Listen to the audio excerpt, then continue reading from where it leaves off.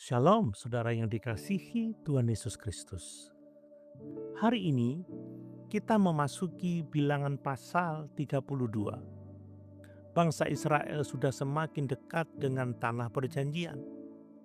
Setelah perjalanan panjang hampir 40 tahun, mereka berdiri di ambang penggenapan janji Tuhan. Namun muncul sebuah permintaan dari suku Ruben dan suku Gad. Mereka memiliki banyak ternak dan melihat bahwa tanah Yaeser dan Gilead sangat baik untuk ternak mereka. Lalu mereka meminta kepada Musa, "Jika kami mendapat kasih karunia di matamu, biarlah negeri ini diberikan kepada hamba-hambamu menjadi milik. Janganlah kami menyeberangi sungai Yordan."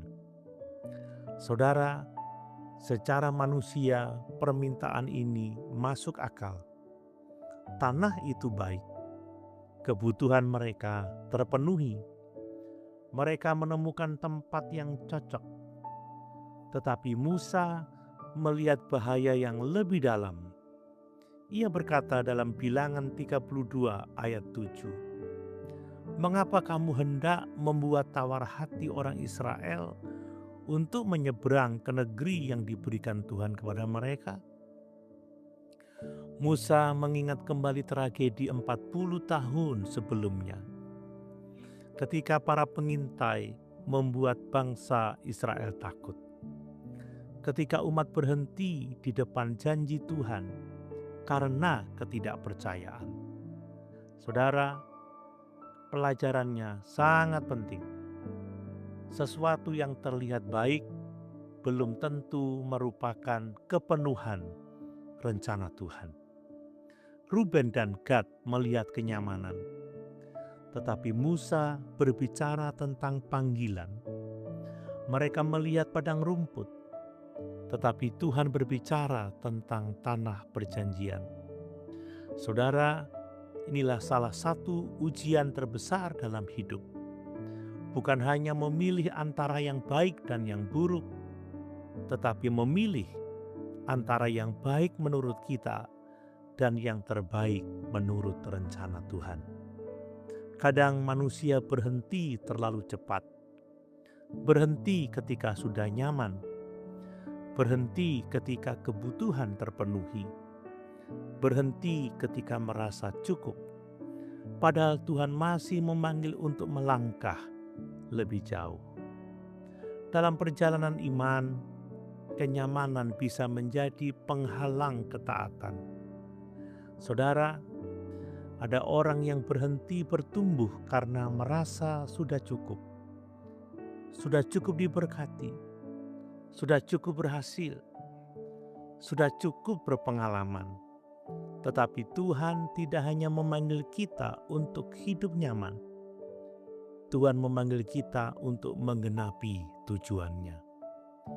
Yang juga menjadi perhatian Musa adalah dampak keputusan mereka terhadap orang lain. Jika mereka berhenti, saudara-saudara mereka bisa menjadi lemah. Ini mengingatkan kita, keputusan iman kita tidak pernah hanya memengaruhi diri sendiri. Ketaatan kita bisa menguatkan orang lain, tetapi ketidaktaatan kita juga bisa melemahkan orang lain.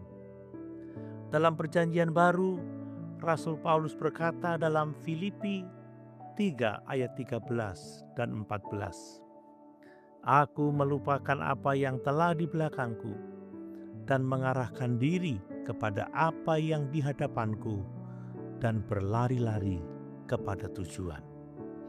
Itulah sikap iman. Terus maju sampai tujuan tercapai.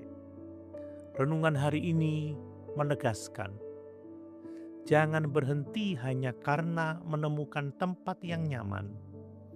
Teruslah berjalan sampai kita menyelesaikan panggilan Tuhan. Pertanyaan refleksi bagi kita, apakah kita sedang mengejar kehendak Tuhan atau hanya mencari kenyamanan pribadi? Apakah hidup kita mendorong orang lain semakin maju dalam iman? Mari kita berdoa. Tuhan yang setia, terima kasih karena Engkau memiliki tujuan yang indah bagi hidup kami. Ampuni kami jika kami sering memilih kenyamanan daripada ketaatan. Jangan biarkan kami berhenti sebelum menyelesaikan panggilan-Mu. Berikan kami iman yang terus melangkah, hati yang taat, dan hidup yang menjadi berkat bagi orang lain. Pimpin kami sampai kami menyelesaikan perjalanan yang Engkau tetapkan. Di dalam nama Tuhan Yesus kami berdoa. Amin.